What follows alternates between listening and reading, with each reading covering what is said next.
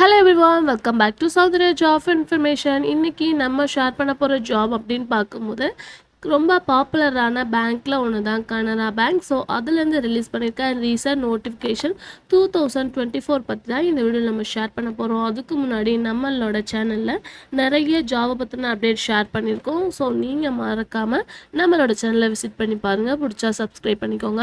Almost பாப்புலரான bank Canara வங்கி. So ரீசெண்டாக அப்பரண்டிஸ் அப்படின்ற காலி பணியிடங்களுக்கான நோட்டிஃபிகேஷன் ஷேர் பண்ணியிருக்காங்க.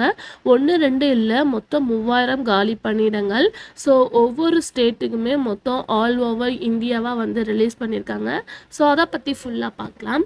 ஃபர்ஸ்ட் இந்த ஜாப்க்கு நம்ம அப்ளை பண்ணுறதுக்கு முன்னாடி www.nads.education.government.in ஸோ இந்த அப்ளிகேஷன் இந்த வெப்சைட்டில் நம்ம அப்ளை பண்ண ஆஃப்டர் தான் நம்ம இந்த ஜாப்க்கு அப்ளை பண்ணணும் அப்படின்றத ஸ்ட்ரிக்டாக மென்ஷன் பண்ணியிருக்காங்க.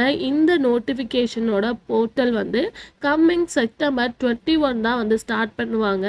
ஸோ இன்னுமே வந்து போர்ட்டல் ஓப்பன் ஆகலை. இது வந்து 21 செப்டம்பர் 21 தான் போர்ட்டலே ஸ்டார்ட் ஆக போகுது. லாஸ்ட் டேட் வந்து அக்டோபர் 4 அப்படின்றத மென்ஷன் பண்ணியிருக்காங்க. ஸோ ஒவ்வொரு ஸ்டேட்லேயுமே வந்து நிறைய காலி பணியிடங்களை ஷேர் பண்ணியிருக்காங்க. தமிழ்நாட்டில் மட்டும் 300 காலி பணியிடங்கள், மொத்தமாக வந்து 3000 காலி பணியிடங்கள். இதில் தமிழ்நாட்டுக்கு 300 காலி பணியிடங்கள். பொசிஷன் வந்து அப்ரண்டிஸ். ஸோ எஜுகேஷன் குவாலிஃபிகேஷன் அப்படின்னு பார்க்கும்போது வந்து எனி டிகிரி அப்படின்றத மென்ஷன் பண்ணியிருக்காங்க. ஸோ டிகிரி படித்தவங்க இதுக்கு அப்ளை பண்ணலாம். அதுக்கு பிஃபோர் 10th 12th வந்து கட்டாயம் படிச்சிருக்கணும். ஏன்னா வந்து அதோட மார்க் ஷீட்ஸ்லாம் வந்து கேட்பாங்க. அதுக்கு ஆஃப்டர் வந்து ப்ராசஸிங் அப்படின்னு பார்க்கும்போது ஃபிசிக்கல் மெடிக்கல் அப்படின்னு சொல்லிட்டு சில கேட்டகரிஸ் இருக்குது. ஸோ நம்ம வந்து இந்த ஜாப்க்கு ஆன்லைனில் தான் அப்ளை பண்ண போகிறோம். ஏஜ் அப்படின்னு பார்க்கும்போது 20லேருந்து 28க்குள்ளே ஏஜ் இருக்கணும் அப்படின்னு சொல்லியிருக்காங்க. ஏஜ் ரிலாக்ஸேஷனும் கொடுத்துருக்காங்க. SC STக்கு வந்து 5 வருஷமும், OBCக்கு 3 வருஷமும், PWPDக்கு 10 வருஷம் அப்படின்றத மென்ஷன் பண்ணியிருக்காங்க. அதுக்கு ஆஃப்டர் வந்து அப்ளை ஃபீஸ் அப்படின்னு பார்க்கும்போது SC STக்கு ஃபீஸ் கிடையாது. மித்த கேண்டிடேட் 500 பே பண்ணி தான் இந்த அப்ரண்டிஸ் ஜாப்க்கு நம்ம அப்ளை பண்ணணும் அப்படின்றத மென்ஷன் பண்ணியிருக்காங்க. அது மட்டும் இல்லாமல் இந்த ட்ரைனிங், அதாவது அப்ரண்டிஸ் ட்ரைனிங் 1 இயர் பேசிக் அப்படின்றதே மென்ஷன் பண்ணியிருக்காங்க. ஸோ தமிழ்நாட்டில் மொத்தம் 300 வேக்கன்ஸ் ஓகே. பட் வந்து பார்க்கும்போது எல்லா டிஸ்ட்ரிக்ட்லேயும் ஒவ்வொரு வேக்கண்ட்டாக ஷேர் பண்ணியிருக்காங்க. இதில் ஐ போஸ்டிங் அப்படின்னு பார்க்கும்போது சென்னைக்கு மட்டும் 30, கோயம்புத்தூருக்கு 27, மதுரைக்கு 21 அப்படின்னு சொல்லிட்டு ஒவ்வொரு மாவட்டத்திற்கும் ஒவ்வொரு மாதிரி வந்து போஸ்டிங்ஸை ரிலீஸ் பண்ணியிருக்காங்க.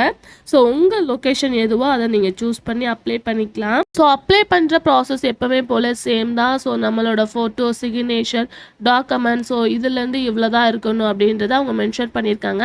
அதுக்கேற்ற மாதிரி நம்ம அப்ளை பண்ணால் ஓகே. ஸோ ஃபுல் டிஸ்கிரிப்ஷன் லிங்க்ல இருக்க நோட்டிஃபிகேஷன் நிறைய பேஜஸ் கொடுத்துருக்காங்க. ஸோ அதை நீங்கள் செக் பண்ணி பார்த்துக்கோங்க. ஸோ ப்ராசஸிங் பொறுத்தவரை 500 பே பண்ணி தான் நம்ம அப்ளை பண்ண போகிறோம். SC STக்கு ஃபீஸஸ் கிடையாது. மற்றபடி வந்து job role, apprentice, qualification, degree அப்படின்றத மென்ஷன் பண்ணியிருக்காங்க. உங்களுக்கு இந்த ஜாப் ஓகேவா அப்படின்றத மறக்காமல் வந்து நோட்டிஃபிகேஷனை செக் பண்ணி பார்த்துட்டு எலிஜிபிளாக இருந்தால் கண்டிப்பாக ட்ரை பண்ணுங்கள். இதை பற்றின எந்த வித டவுட்டாக இருந்தாலும் கமெண்ட்ல கேளுங்க.